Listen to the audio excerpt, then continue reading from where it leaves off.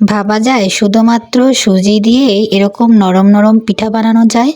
হ্যাঁ, এটাই সত্যি। সেদিন আমি সুজি দিয়ে এরকম কিছু পিঠা বানিয়েছিলাম। পিঠাটা খেতে অসাধারণ লেগেছিল। এটা যদি আপনি দুধের সাথে দিয়েও খেতে চান তাহলেও ভালো লাগবে, এটা যদি আপনি খালি খেতে চান তাহলেও ভালো লাগবে। তো চলুন আপনাদের সাথে রেসিপিটা শেয়ার করি। এর জন্য আমি একটা বলে 3 কাপের মতো সুজি নিয়েছি, 1 কাপের মতো ময়দা নিয়েছি, 1 কাপ চিনি দিয়েছি, একটু বেকিং সোডা আর একটু বেকিং পাউডার দিয়ে দিয়েছি। এখন এগুলোকে আমি ভালোভাবে মিক্স করে নেব। এরপর এর মধ্যে আমি 1 কাপ দুধ দিয়ে দিয়েছি। এটা দিয়ে ভালোভাবে আমি মিক্স করে নিলাম। তো ব্যাটারটা আমি কিছুটা এরকম করব, মানে একেবারেও ঘন না আর একেবারেও পাতলা না। ব্যাটারটাকে আমি একটা ঢাকনা দিয়ে ঢেকে রেখে দিয়েছি 1 ঘন্টার জন্য। আর এখানে আমি একটু পুর বানিয়ে নিচ্ছি, নারকেলের পুর খেজুরের গুড় দিয়ে।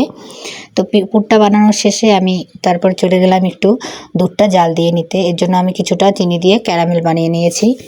এরপর দুধের মধ্যে আমি 3 থেকে 4টা এলাচ দিয়ে দিব আর 2টার মতো তেজপাতা দিয়ে একটু এটাকে জাল দিয়ে নেব। তো দুধটা জাল দেওয়া হয়ে গেছে, এখন আমি পিঠাগুলো বানিয়ে নেব। এই যে দেখুন ব্যাটারটা আমার ঠিক এরকম হয়ে গেছে আর ঢেকে রাখার জন্য এটা অনেকটা ফুলে গেছে।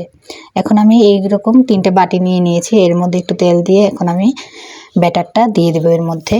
আর উপর দিয়ে ওই যে পুরটা বানিয়েছিলাম ওই পুরটা একটু সুন্দরভাবে সাজিয়ে দেব সৌন্দর্যের জন্য। আপনি চাইলে এটা ভিতর দিকেও দিয়ে দিতে পারেন, সমস্যা নেই। তো এরকম করে আমি এগুলোকে একটু সুন্দর সাজিয়ে দিলাম।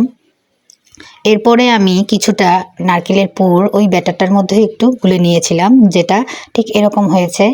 এটাও খেতে ভালো লাগবে। তো এই তো আমি এখন রাইস কুকারে এগুলোকে দিয়ে দিয়েছি। আর দেখুন পিঠেগুলো কি সুন্দর ফুলে উঠেছে। তো এই তো সবগুলো পিঠে আমার বানানো হয়ে গেছে। এরপরে আমি দুধটাকে আবার একটু বলক তুলে এর মধ্যে আমি পিঠাগুলোকে দিয়ে ঢাকনা দিয়ে রেখে দেব। দেখুন পিঠাগুলো কতটা সুন্দর হয়েছে আর ভিতরে সব রস ঢুকে গেছে। আর পিঠাগুলো খেতে অসম্ভব ভালো হয়েছিল। পিঠাগুলো অনেকটা সফট হয়েছিল। তো আপনারা চাইলে এভাবে বানিয়ে নিতে পারেন। সবাইকে ধন্যবাদ। আশা করি আমার চ্যানেলটা সবাই একটু সাবস্ক্রাইব করে দিবেন।